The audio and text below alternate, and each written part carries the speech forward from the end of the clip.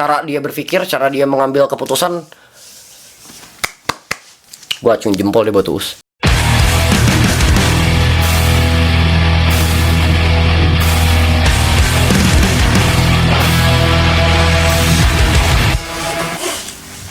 Yo, so we're back at it again. Di video kali ini gue mau sedikit ngasih penjelasan sama beberapa pertanyaan terkait video yang gue angkat tentang do not too quick to judge. Ada yang nanya sama gue kalau, bang, judgment atau menghakimi itu sama opini dan penilaian itu kan samar. Jadi gue mau coba sedikit berbagi semampunya gue juga penjelasan perbedaan antara menghakimi dan penilaian itu seperti apa sih gitu. Ya kita berbagi ilmu lah. Gue tidak berniat untuk menggurui. As long as I know, beberapa pelajaran yang gue terima dan hasil-hasil gue baca juga menilai itu proses logika mengevaluasi hasil data fakta tentang kejadian atau seseorang. Kalau menghakimi proses logika emosional tanpa adanya data dan fakta, bahkan bisa menjadi mendinai data dan fakta. Itu benar-benar pengambilan keputusan seketika hasil logika emosional, atau bahkan mungkin menghakimi atau judgment itu bisa berdasarkan stereotype. Contoh di Instagram deh, misalkan ada berita tentang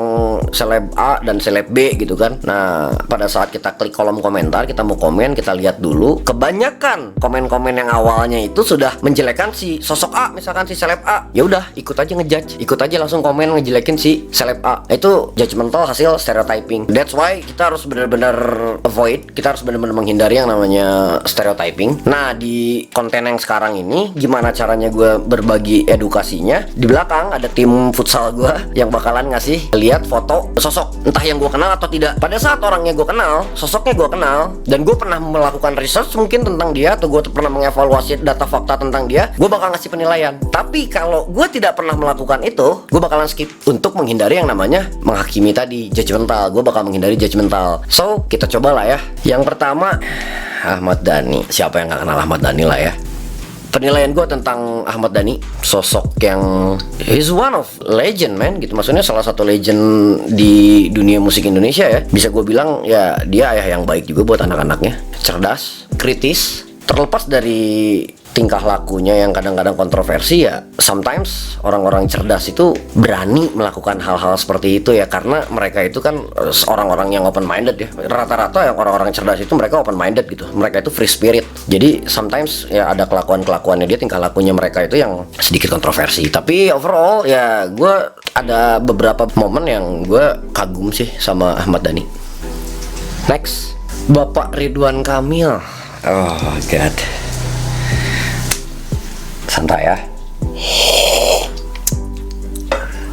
Ya sebagai apalagi warga Bandung lah ya, udah nggak asing juga kayaknya sama nama Ridwan Kamil. Dan kayaknya nggak mesti di research pun fakta-fakta atau biografinya Bapak Ridwan Kamil itu sering banget muncul. Tapi penilaian gue terhadap Bapak Ridwan Kamil itu, beberapa kali gue membaca tentang beliau gitu, maksudnya dari zaman sekolahnya kan sering banget ya muncul di berita-berita Twitter atau Instagram pun. Gue mengagumi sosok itu karena beliau orang yang bener-bener easy going, kayaknya ringan banget gitu. Kritisnya beliau itu justru bikin unik ya, karena beliau cerdas, jadi kritisnya itu sometimes unik. It's a humble man, right? Ya orang yang humble lah. Terus a true gentleman, I guess. Yang gue pernah lihat, yang gue pernah baca, yang gue pernah tonton, is a true gentleman terhadap istrinya. Suami yang baik lah. Mungkin segitu karena tidak mesti membahas sepak terjangnya di dunia politik ya. Next, Stevie Item. Metalheadnya Indonesia nih. Ya salah satu bapak metalhead Indonesia lah ya, gitarisnya Dead Squad, keluarga Jopi Item, ya keluarga musisi lah. Nggak terlalu tahu banyak, cuman ya karena gue juga salah satu pecinta metal, setidaknya gue pernah nyari tahu lah gitu Stevie Item itu siapa. Oh dikit juga gitarisnya Andre and the Backbone ya. Cuman kalau gue pribadi awalnya tahu beliau itu main di metal sebelum di Andre and the Backbone. Jadi waktu beliau main gitar di Andre and the Backbone, gue sempet, ini tuh gitaris metal itu bukan sih? Gue sempat nanya-nanya dulu seperti itu dan ternyata bener. He's a great musician, gitaris yang luar biasa lah. Nah, musisi lah, gue bisa katakan musisi yang luar biasa. Terus gue pernah stalking dia juga di Instagram. Saya salah satu family man. Ternyata di rumah itu ya beliau benar-benar menjadi ayah yang baik, suami yang baik sih. Terlepas di atas panggung beliau aksi panggungnya udah ya metalhead parah. He's a good man. Yang gue tahu tentang beliau hanya sampai situ mungkin. Next, kakak gue nih, Nazril Irham. This a unique person ya. Menurut gua beliau ya salah satu musisi hebat di Indonesia, salah satu pencipta lagu yang pernah gue jadiin role model pada saat gue masih main musik. Ya maksudnya cara dia bikin musik itu pernah gue apply di beberapa lagu yang pernah gue bikin. Apalagi penulisan lirik. It's a good father juga. Dia ayah yang baik buat Alea. Nggak bisa dipungkiri gitu, karismanya dia itu emang nggak ada obat cuy. Gue tidak akan menilai beliau itu Boril itu jago ke perempuan, nggak, karena karyanya beliau juga nggak bisa dianggap sebelah mata men, bahkan jauh lebih besar dari namanya. Next, Danila Riyadi, wanita cerdas, salah satu wanita cerdas yang ada di dunia musik Indonesia. Gue sempat baca beberapa artikel tentang dia. FYI, disclaimer sih, gue memang hobi banget lihat berita tentang seseorang. Gue ngelakuin research itu udah kebiasaan sih gitu. Ya mungkin supaya gue tidak pernah judge biar tidak salah penilaian, ya gue emang membiasakan diri meresearch, gue riset gitu, gue googling dulu tentang beliau. Dan Danila Riyadi, gue bisa bilang ya pencipta lagu yang unik juga. Ya udah jelas nuansa musiknya juga unik ya di Indonesia, salah satu genre musik yang unik. Kalau cantik sih kayaknya visualis banget. Salah satu tipe impian gue juga sih, maksudnya gue pengen punya pasangan itu yang berpola pikir seperti Danila. Next, ini tuh Chef Renata ya kalau nggak salah, Chef Renata ya, yang di MasterChef. Chef Renata, gue tidak mengikuti MasterChef sih sebenarnya, cuman pernah lihat beberapa kali doang. It's better skip deh kayaknya, gue nggak pernah research juga tentang beliau. Skip ya. Next, ini tuh Ras Muhammad deh, yang Rasta itu ya, kayaknya skip juga deh, gue tidak mengikuti. Tante Erni nih cuy, cowok yang seumuran gue kayaknya pernah lah search atau bahkan follow Tante Erni di Instagram ya. Next deh, konten sensitif cuy. Aduh, Raisya, she's beautiful. Pernah diperingati ya, pernikahannya pernah diperingati sebagai hari patah hati se-Indonesia ya, para cowok-cowok. Ya gue suka dia karena karakter suaranya dia emang unik. Gue tidak mengikuti dia yang sampai bagaimana. Jujur ya maksudnya jujurnya gue tidak pernah stalking dia sampai yang kayak gimana, karena yang gue tahu di sini itu ya dia salah satu penyanyi hebat di Indonesia. Next, Ariel Tatum. Gue sempat ngefans sama Ariel Tatum. Kenapa gue ngefans sama Ariel Tatum? Oh, dia cerdas bro, ya, maksudnya dia pinter satu, dia kritis juga gitu. Itu sih yang bikin gue pernah gue ngefans nih sama Ariel Tatum gitu. Gue pribadi adore sama orang-orang yang cerdas gitu. Dan gue tidak mengenal gender ya, pada saat gendernya mau perempuan mau laki-laki, kalau misalkan udah cerdas gue cari tahu dia siapa sih gitu. Ya Ariel Tatum salah satu cewek cerdas yang gue tahu lah di dunia entertain Indonesia. Lanjut, Uus.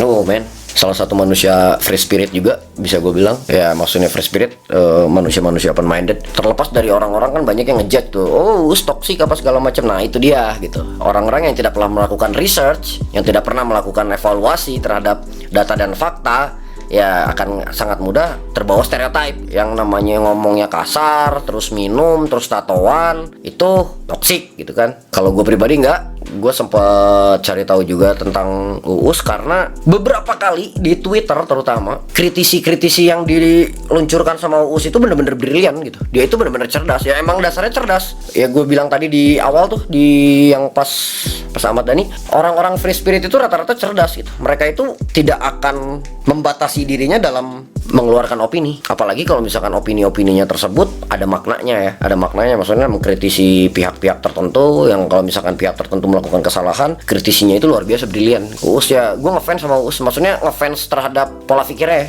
cara dia berpikir, cara dia mengambil keputusan, gue acung jempol deh buat Uus. Next. Oh, Chester Bennington. Wah, banyak banget gue research. Dia role model gue sampai detik ini sih. Gue tahu Chester Bennington itu dari tahun 99. Gue masih SD waktu itu.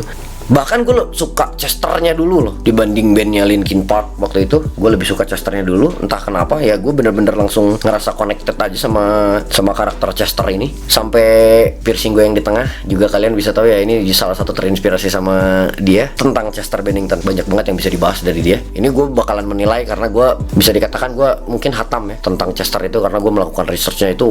Hampir setiap kali ada berita tentang dia, gue pasti cari tahu kenapa, cari tahu gimana gitu. Maksudnya ya karena gue ngefans. Jadi I don't judge anything about him. He's a great musician, a great frontman, penulis lagu yang keren banget juga. Lirik-liriknya men, dari album pertama Linkin Park sampai dia sempat bikin band lagi sama Dead by Sunrise. He's a good dad, dia ayah yang baik buat anak-anaknya. Dia juga sosok suami yang baik sih, meskipun pernah mengalami divorce ya. Dia menikah 2 kali. Teman yang baik itu di admit sama beberapa rekan musisinya, nggak cuma dari Linkin Park dan Dead by Sunrise. Beberapa musisi dan selebriti di luar sana juga mengakui kalau Chester itu adalah sosok teman yang baik, problem solver. Dia itu salah satu problem solver di circle-nya gitu. Maksudnya problem solver kadang-kadang dia itu adalah tempat yang tepat untuk kita memecahkan masalah gitu. Kalau misalkan teman-teman yang punya masalah itu, Chester itu bakalan menjadi alternatif yang sangat-sangat tepat, karena ya itu dia orang sangat-sangat aware terhadap teman, terhadap keluarga. Dan fakta yang paling bikin gue makin merasa ngefans dan gue makin ngerasa kalau misalkan Chester itu layak dijadikan role model itu adalah beliau divonis mengalami mental issue, tapi beliau tidak pernah memperlihatkan itu semua. Bahkan beliau itu membantu teman-temannya yang mengalami masalah tersebut. Itu yang benar-benar patut dicontoh ya. Maksudnya apapun kondisi kita ya, pada saat orang membutuhkan pertolongan kita, sebisa mungkin kita tolong deh. Ya itu benar-benar menjadi salah satu hal yang coba gue aplikasikan di hidup gue gitu. Maksudnya ya menolong orang itu jangan pernah ada selesainya leh. Ya banyak sih yang bisa dicontoh dari sosok Chester itu, yang bener-bener gue aplikasiin di hidup gue itu tadi. Dengan kondisi dia yang struggling sama mental issue, it's fucking hard man. Maksudnya Chester itu bener-bener aware sama lingkungannya, sama orang-orang yang dia kenal dan dia sayang. But overall, he's a great man.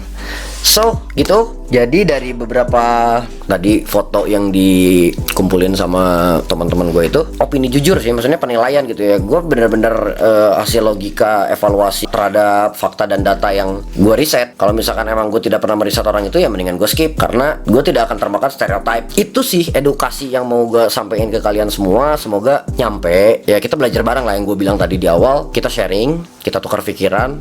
Ya semoga dari video ini kita sama-sama belajar buat mengaplikasikannya di sosial media ya, terutama lah ya yang banyak judgement itu kan itu di sosial media. Ya di kehidupan sehari-hari pun, di kehidupan nyata pun emang sering terjadi. Ya kita harus lebih cerdas lah. Pada saat kita tidak tahu kejadiannya seperti apa, ya it's better kalau misalkan kita nggak ngomong apa-apa sama sekali. Atau kalaupun kalian memang pengen tetap mengeluarkan opini kalian, riset dulu. Menilai, menghakimi, itu bisa dikatakan impresi. Ya itu tuh udah jadi circle kehidupan bersosial ya. Ya semoga video ini bisa sedikit mengedukasi lah. Kalian bebas banget kok buat ngasih request atau ngasih masukan apapun yang pengen kalian bahas atau pengen kalian pelajari bareng sama gue. Sangat-sangat welcome.